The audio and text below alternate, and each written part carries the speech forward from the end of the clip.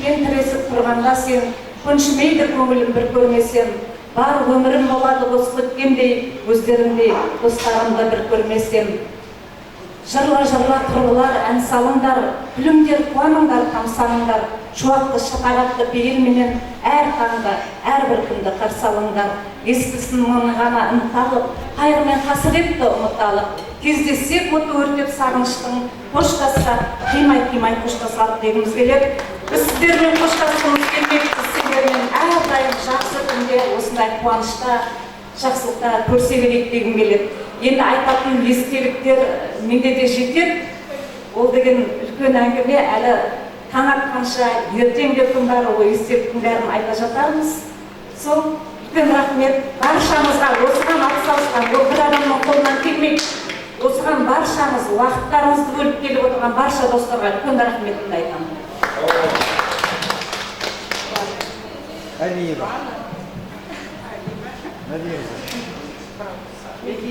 Мен енді сөйлесіп бастаған шығармын.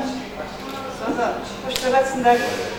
Мен өзімнің атымнан сіздерге де көп рахмет айтамын. Сіздер Қалаш, Әлима. Енді көп жүргендер растан біліп отырмын. Астарында болғандар жүректер. Енді мынадай фермені ұйымдастыруға оңай шаруа емес қой. Растан да басың ауырады. Басын бастап алып, мен де ана жақта тықыршықтап отырамын. Қыздар деп не қылатек.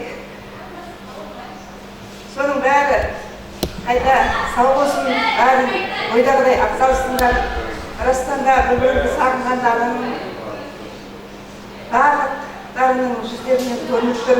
Мен де өте қуаныштымын. Көрмеген жаңа Темірбай бар, қырғыздан бері. Сосын Базарбайды көрмеген екенмін, мен Тұрдыбайды. Сосын Дәулетті де көрмеген сияқтымыз. WhatsApp-та көрдік басқан мен есімде алмайды.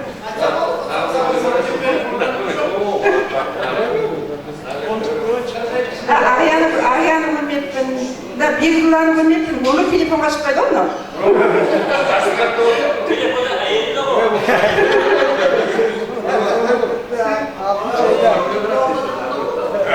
Ау, бірге қатадық па сонда да, іздемей ме ғана? Бегдулада? Соқтық етен алдайды олар.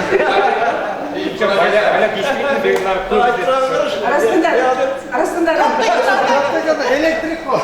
ең кішкентайынан бір өскеннен кейін арасында жаңағыдай жылады дегендей қимайсың да, көргің келеді, арасында сағынасың да достық.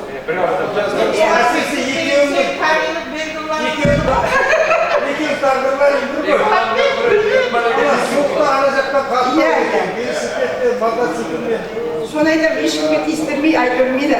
Мотоциклден қалдырмайды.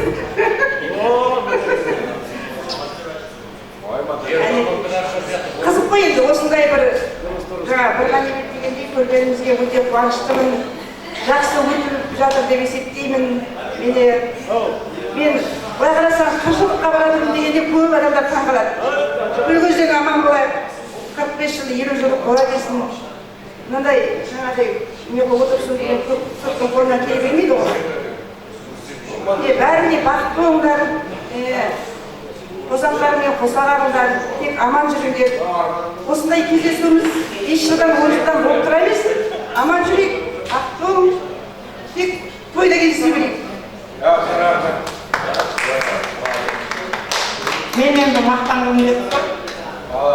Арызбай ағамдай, Қалашпенен Орынбектің ұстазы екеуін. Біздер енді Валикамыздың басқа жақта ұстазымыз.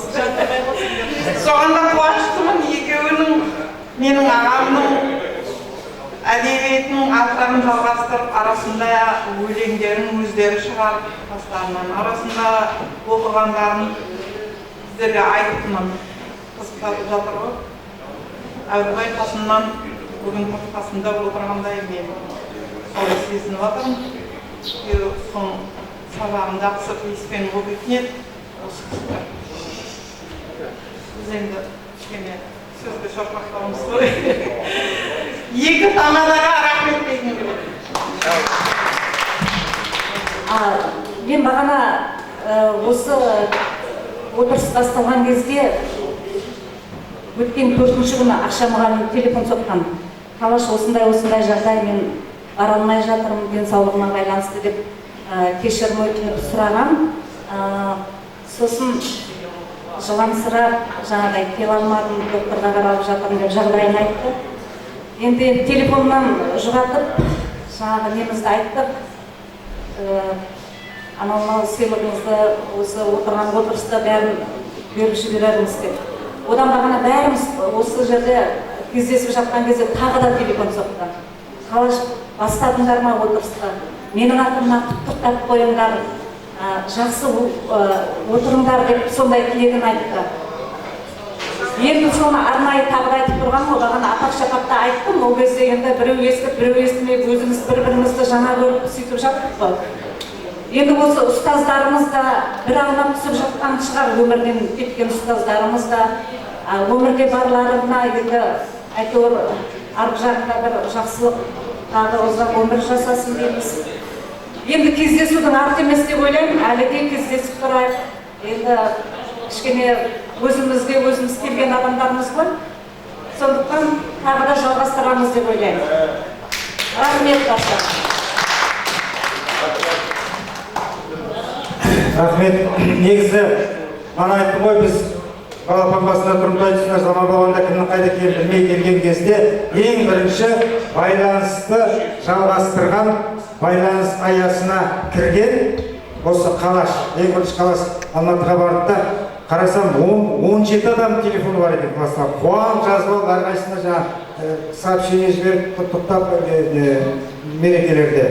Содан кейін байлау барғанда қуанып қарсы алып, осы арадағы байланыс, кімнің қайда екенін бәрін осылардан біліп, жаңағыдай жыладым дегенде, кетерде жылап шығарып салып, сендер көпсіңдер, мен жалғызым деп аяқта. Осы қыздарға рахмет. Шындығында біз дәнекер болып бір-біріміздің табысуымызға осы қыздар, Қалашпен Байла әсіресе барып арамызда байланыс жасап жүрген. Мынау әбекенді ұстаздар еске алып жатырмыз. Бағана Дәулет, сен айтпай кеттің ғой, сен шынында миың жоқ қой деймін. Дәулет осы жақында барып, ұстаздарының басына зиярат жасап, біздің әкеміздің басына қасында әбекенге қатар бір жерде барып зиярат жасап, Ақшагүл апаның үйіне алып бардым Дәулет. Сонда Ақшагүл апа деген қуанып, жақында бардым, Бегнұрланы көрдім деп.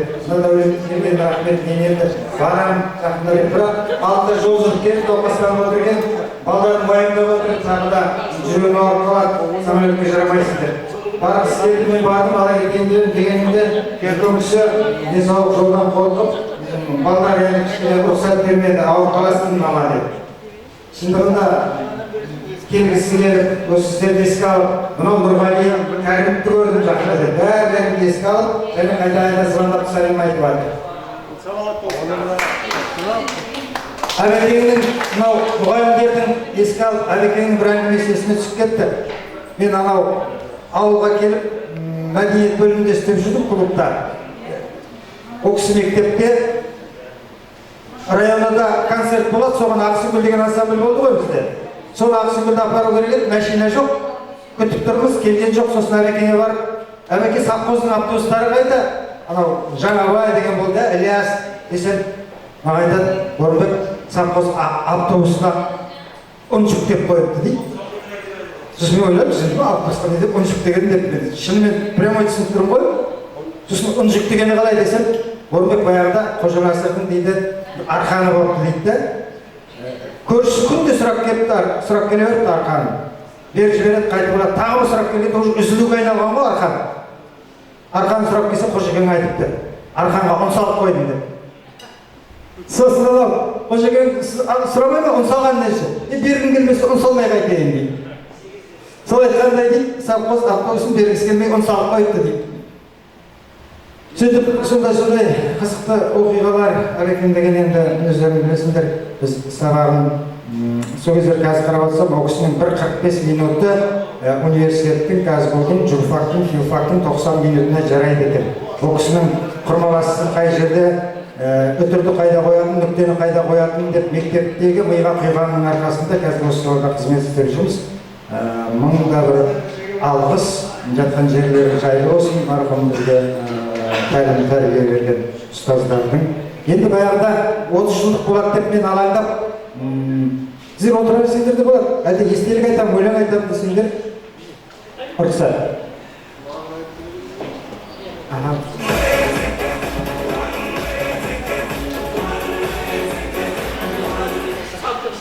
Сол 30 жылдық болады дегенде мен алаңдап күтіп жүрмін. 2006 жылы жақында 30 жылдық болады ғой деп, сол кездері мына Тұрдыбай мен Базарбайды көремін ғой деп осы жігіттерге мына Қарақалпақтың сағындым деген бір өлеңі бар еді, соның мақамымен мәтінменен бір пост жазған едім. Өйткені архивді ақтарып отырып 2006 жылы жазған сол постты тауып алдым.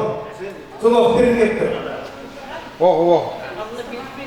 Асыр салып ойнап өскен ауылымды сағындым, серлікпен сенде өткен сауығымды сағындым. Арға тамыз қазақ тозақ, түбі бірге туысқан дархан көңіл Қарақалпақ бауырымды сағындым. Жағасында қармақ салған гүлдерімді сағындым. Жыңғыл тоғай, шошақ құмдай белдерімді сағындым. Жалаң аяқ жантақ басқан бала күнді сағындым. Мақта терген мамайымдай шөлдерімді сағындым. Еліктірген, желіктірген жас күнімді сағындым. Шуылдатқан шоманайды мас күнімді сағындым. Ерік берген бал сезімге бұлдыр кезді сағындым. Кезге салған бір тентекті сол бір қызды сағындым. Үстіртпенен моншақпының атырабын сағындым. Қаратал мен ақтеректің жапырағын сағындым. Бәрінен де қайран достар өздеріңді сағындым. Қағыт атын қыршаңқы деп сөздеріңді сағындым. Қыршаңқы дейді деді ғой. Ал енді уақыт бәрі есептеулі, отыра берсең жағып баратыр мынау әңгіме, ән, күй. Жаңағы әрі қарай жалғастырамыз. Нақметтің не бар бе? Енді осы жерде бір үлкен кісіден, сол жақта да еске әркімнің есіне түсе жатар естеліктер. Ал енді осы жерде бата жасауды ішімізден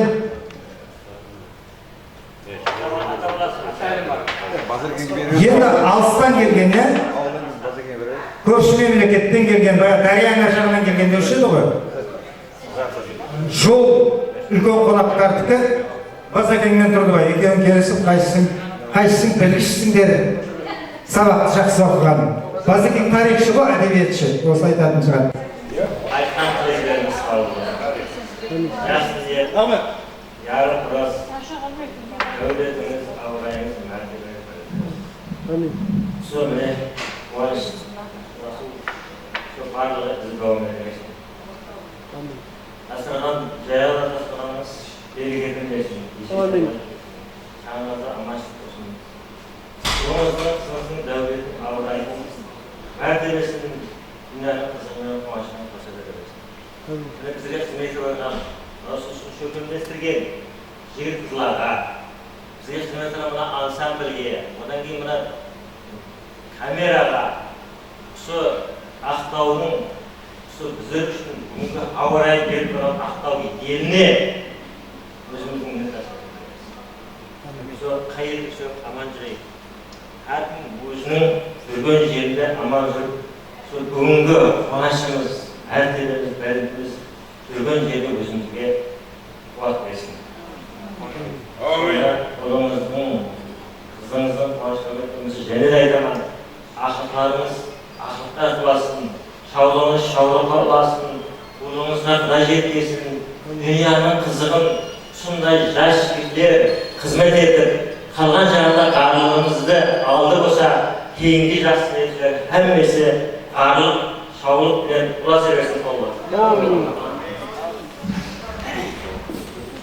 Ой, Базарбайдың аты кім еді? Кешкісін? Ахмет Тарих.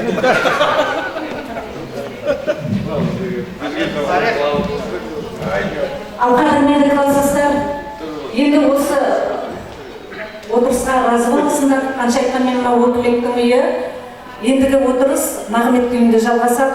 Естелік жаңағы менің бәрін сол жерде айтысамыз. Бүгінге осымен разы болыңдар. Қазір мына жақпен біз есептесеміз. Ата отыра тұрғымызға болады.